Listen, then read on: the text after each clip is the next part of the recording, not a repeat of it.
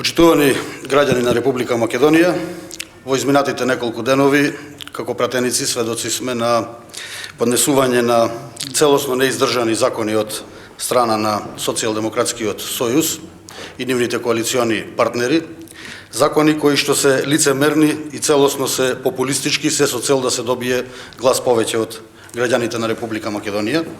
СДСМ како политичка партија нема кредибилитет, нема ниту морално, ни етичко право да зборува за правата на работниците.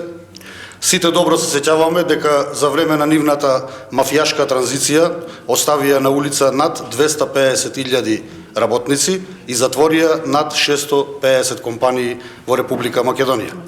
За прв пат, за волја на вистината, во 2012 година ВМРО ДПМН и оваа влада донесоа закон за минимална плата, кое што решение е системско и треба во годините што доаѓаат пред нас да се надградува. ВМРО ДПМН со своите политики се бори за правата на сите работници преку своите реализација на своите програми.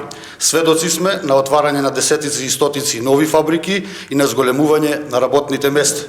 Од 2006 година до денес во Република Македонија зголемен е бројот на вработени со над 125.000 вработени. Во Република Македонија ставката на невработеност е намалена на 28% од 37,3%. Во Република Македонија зголемена е просечната плата на 21.861 денар наспрема 12.597 денари во времето на СДСМ.